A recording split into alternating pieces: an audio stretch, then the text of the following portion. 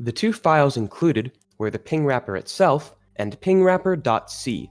Upon opening pingwrapper.c, we immediately noticed two encoded strings that looked a lot like they could be base64 encoded. Quickly decoding them, we were given two hints. The first hint involved the characters $sign and two enclosed parentheses. The second hint was not encoded at all, and already let us know that the text we wanted could be found in flag.txt. The C file made it clear that many commands such as nano or cat would not be allowed. It also made it known that characters would not be allowed as well. And, much like the hint told us, $sign and parentheses were not part of those characters.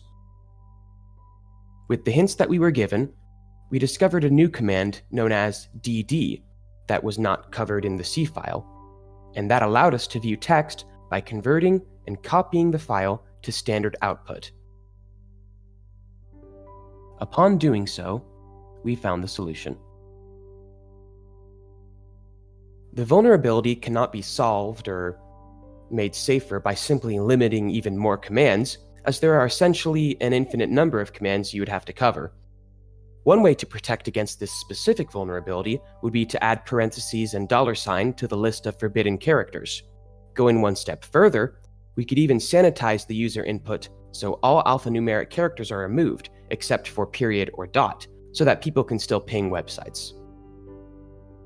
Okay, here we'll be talking about management, and at the beginning we're given a port and a IP, and we use netcat to type those in on Linux, and then we just enter the port, and from there we see at the start of the program it starts compiling a C code called interface.c. Alright, and as soon as we see that, a management interface pops up, and the first thing we do, we're exploring, so we click 1, we go to service access, and it asks us for an access code, which we obviously don't know, so that's a dead end for now. And 2, we hit read EULA, and it lists two files, mcafee.txt and norton.txt. And entering one of these, you see that it actually says opening file data / mcafee.txt, and that's actually really interesting because that prompted us to think of a path traversal attack. So basically, if they don't escape the paths correctly, we can arbitrarily move up or down a file structure, and because it's reading a file and outputting it back to us, we can basically have it read any file we want. Of interest is probably the interface.c file that we noticed was being sent to us earlier. So let's type in interface.c. Let's see what we find. It says there was an error loading the file, so maybe it's not located at data /, maybe it's located at directory above it. So what we do is we put .. which will move us one directory up, and then we say interface.c, and it looks like it's working, and it spits out a obvious C code for us. And one of the things that we noticed immediately is there's a service access function here, and it's running a string compare, and immediately we noticed that we found the access code 539623110, and we also noticed that it prints out a flag, 365 CTF, you will never guess in leet speak. Just for the sake of completion, we're going to try this out just to make sure we have everything correct. So we type in the access code 539623110, and it spits back the flag, and we enter that into the web interface, and that was the correct flag. So that's how we solved that one.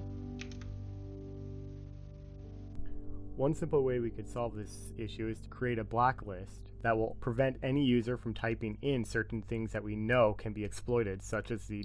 attack we used. Another alternative would be to create a whitelist that only allows them to use certain functionalities within it by restricting the amount of commands they can type in. Step 0, getting started. We're going to be looking at a challenge in the reverse engineering section. This is the Back to the Future challenge. The challenge prompts with a funny message about the film and provides a file to download. So we're going to go ahead and download that file. And then step 1, we're going to look at the file. So to determine what the file is, you can run the file command. Okay, and then from this output, we can tell that this is a 32-bit executable. And because we're running this on Mac and Catalina, we can keep this locally. So we're going to go ahead and upload this Atom server using an SCP command. Yeah, so it's not super important, but just to show, like if you try to run it on a Mac, you're going to get this format error. So like Emily said, I want to upload it. To do that, I already have it uploaded, but to demonstrate the command, you would do a command like this. So if you were using a server, you're going to upload, like you're going to specify your downloads, where the file is, and then specify where you're uploading it to. And then this would prompt the password like this. I'm not going to do it because I have a file already uploaded to work with. Okay. So now I'm going to go onto the server to show what it executes like. So let me get the command for that.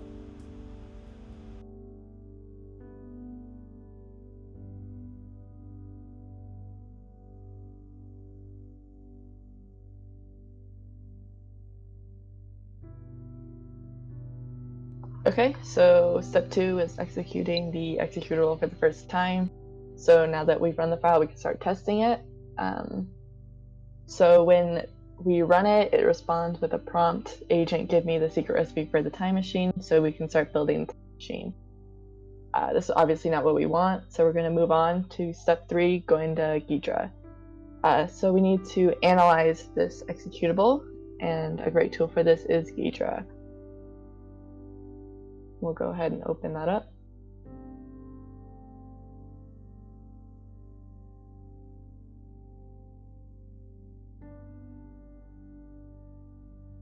Okay, I'm gonna make a new project.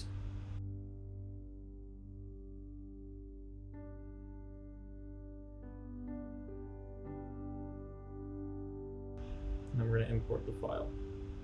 If I can, there we go. And then grab it from where you had it saved. In this case, since we just downloaded it, be in the downloads. So Ghidra is gonna pop up with some options. Find there just to check that.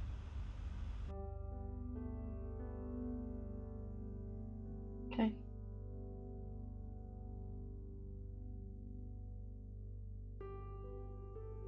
Okay, and then it's going to ask to analyze it, so we're going to analyze it, of course. You want to turn on this decompiler parameter ID.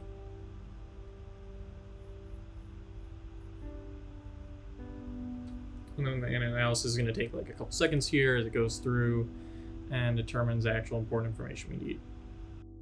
Okay, so from here, we're going to go to the main function first. And that'll be under the symbol tree. Yeah, so as it's processing, and like she said, we can look through here and look for a main. It's hard to spot it. You can also just search for it, which is easier sometimes, just to search like main, this. And we can see it's processing and it's showing up here.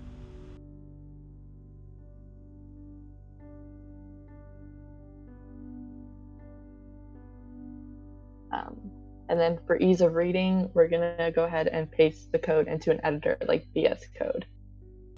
Yeah, so right now the file's still processing.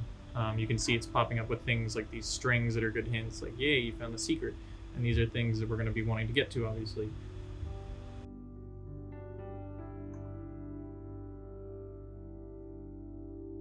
So right now, I'm gonna open editor like she said. And it has open there. Okay, so I'm gonna make a file with this. I'm gonna copy this code and paste it in. You can just give it a name like video C. Doesn't matter because we're just trying to look at the code here.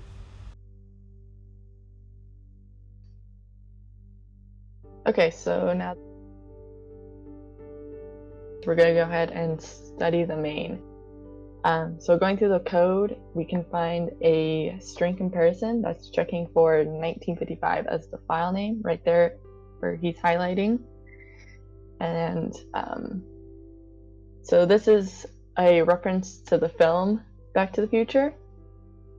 So we tried creating an empty file called 1955 and running the executable with the input 1955. Yeah, so I'll show that here. So we know it wants like file because it's mentioning file name without even reading too much into the code yet. So we can create like a file, and we might think, okay, maybe we want to make a file called 1955. I might have a leftover 1955. Let me remove it real quick. Okay. So we're gonna want to just use touch to make a file, call it like 1955, and then we're gonna run Back to the Future with 1955, and like hopefully this would work, but instead we're getting this message now. Okay, so now we're going to go back to the code for our step 5, which is study the check password function. So looking over the main, we can see that there are like a bunch of different if statements. We're getting stuck at the if statement that is printing this crash statement, which is the IVAR5. So so I'll interject and say that you can look at the code here and see we're in this if statement, and we can see like this is printing here, building the time machine. So we can kind of go further. We know we're getting to here, and so looking at this, we can tell an F read is happening. And while we don't really know some of the specifics of terms like this, we can take a guess that this is checking for a file being opened. And that's because if we run the code with something that isn't a file name, such as, I don't know, James2, it says no secret found. And if we go back here, we can see no secret found is the else case for this if statement. So if we go back and look at, that's from this if statement where it checks if this pyvar2 is equal 0. So we can assume that what's happening is that it's trying to open a file with the file name here on this line. It's checking that there's a file. If there's no file, this is 1. So that means there needs to be a file with the correct name. So we get past that statement because like we have a file like 1955. We could have made a file like I made there, James2. We could make a file called James2 and it would work as well. So what happens is we want to get past that statement. So we look here and we see that this character is being allocated some memory with malloc, and then again it's reading in a file stream that's just checking again if this can open, and then we're getting into this if statement. So this should be fine as well. We should be getting into here, and then what happens is this stat runs. We'll get into like what stat is later, but we can tell going through here that we're getting probably stuck at an if statement like involving this here with the check password function. So, well, jumping ahead, we assume PW is going to be check password. So we're curious what that is. Yep, so we can go and check that out. So we can do that on Ghidra. And we can just go ahead and search that up on the symbol tree like we did before with the main. Yep, so I just search check password here, and then we can see it pops up again in decompiled code. So I'm going to copy this so we can look at it in VS Code. And then I'm just going to go and paste it down here. And so again, we're jumping from here now just down to this function. So we can see that this function is doing a few things.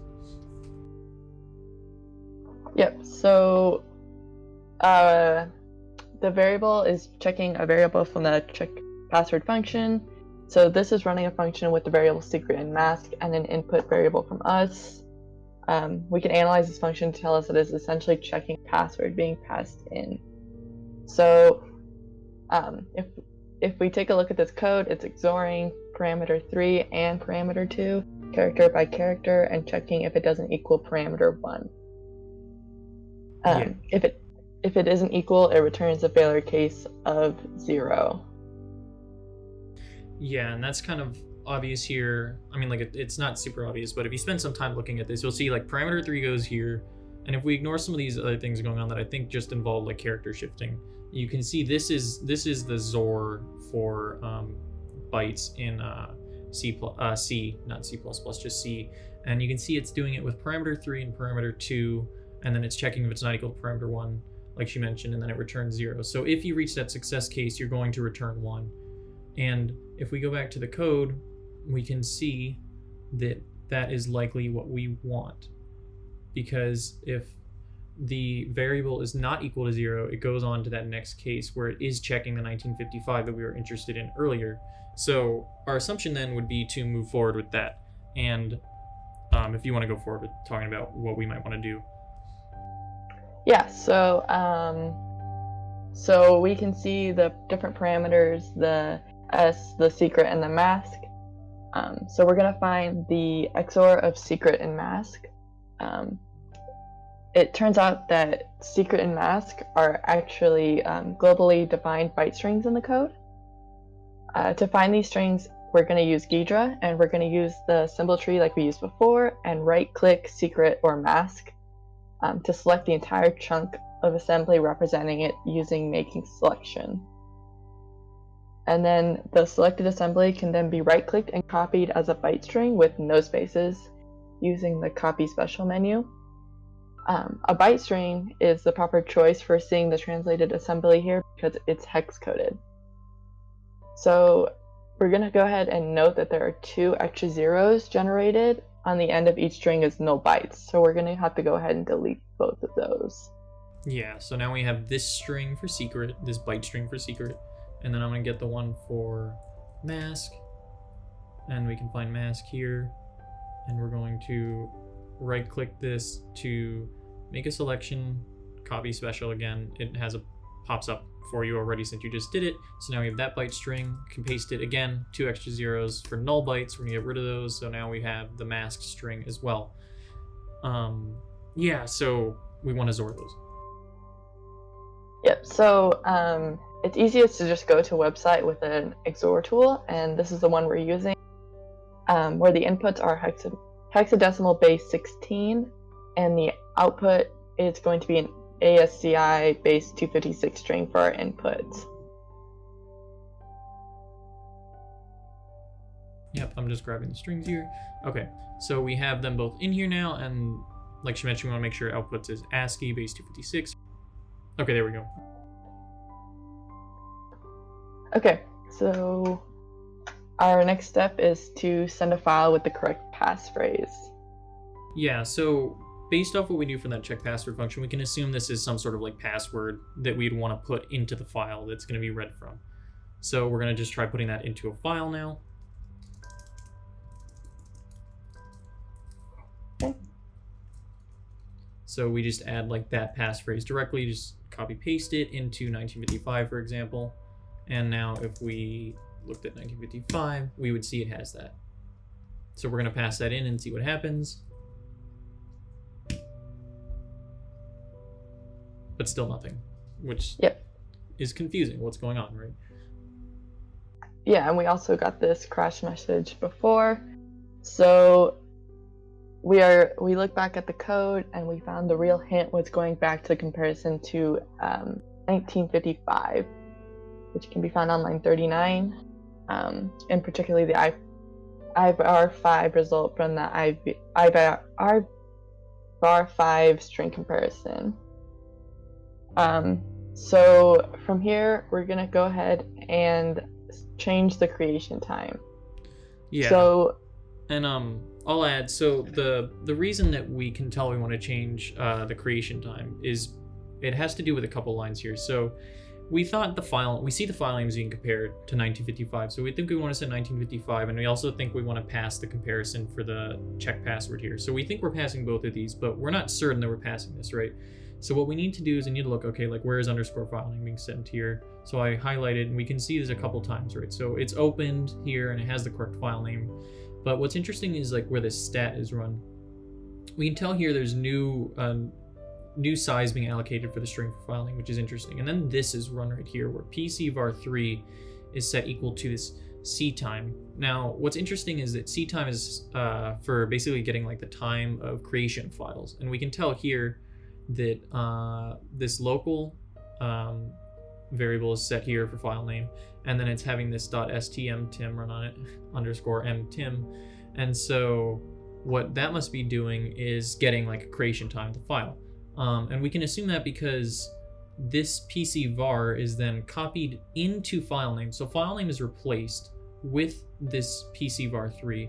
So file name is no longer whatever file we send. We could send a file called anything. We could send a file called like James2. Like it doesn't matter what words we use. And we can tell then maybe we want the file creation time to be 1955 because if it's pulling time, the only time you would set to 1955 for creation time would be the year, like a reference to the movie. So now we're going to try and do that.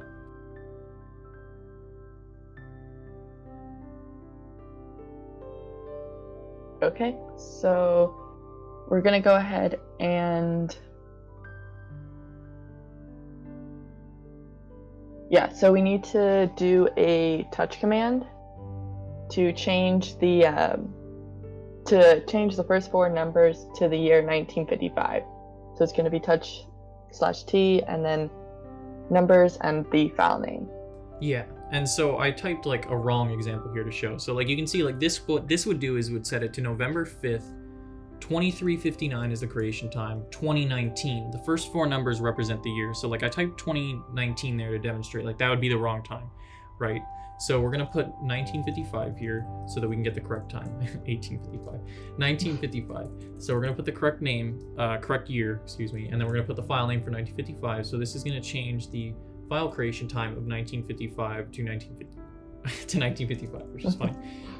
Yeah, so, and we can see that happen now. If I ls the files, we can look here and see November 5th, 1955 is the time now. So like it's a reference to Back to the Future, which is cool. But yeah, now it has like a year and we think maybe, okay, maybe that might be the right year. So let's try running it and see if that helps at all. And that's the secret for the time machine. So the "you got no concept of time" is the flag. So from there, we're gonna go ahead and submit it. And we already solved it. Yep, and so it worked. And so yeah, we got it. There was a couple of clever things with this challenge really, but it was about looking for like the main code, reading over the main code and understanding the different comparisons. I mean, like there's a lot of different, there's like a confusing order to it with it changing the file name to be the time, the year of creation, and like kind of being thrown off by like just entering like 1955 as input seems like you're doing something right with a file that's blank, and then putting the right passphrase seems like, again, you're doing something right, but it's still not working. So it's just kind of like reading through the steps, finding other functions like checks password in the code is helpful. And so that's kind of where Deidre is just a really good tool. I think overall, probably the best tool for looking at executables like this. So yeah.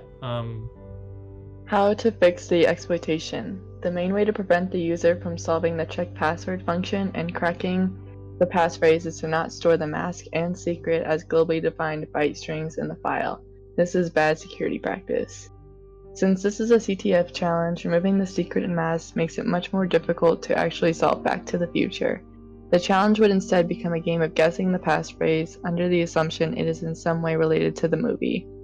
Changing the way the file is distributed would also help. At the moment, the file is given straight to the user who can then do anything with it. Limiting the access to the file by storing it on a server like in Assignment 6 could negate this. But again, this challenge was originally designed with the intent of just giving the user the file. Yeah, that would pretty much be the best way. I think the main way to fix it would ultimately just be hiding secret and mask better and not storing it this way. Just finding another way to hide those, whether it was even like sending it from a different file or a different class entirely, possibly. And again, that would help if it was on a server. You may be able to design it in a way that it could be making a call somewhere else on the server that's even hidden entirely from the user, and then that could be a whole nother like attack challenge for your CTF. There could be something else to solve possibly, but that would be making like a whole different challenge. Anyway, yeah, that would be the best way to fix it.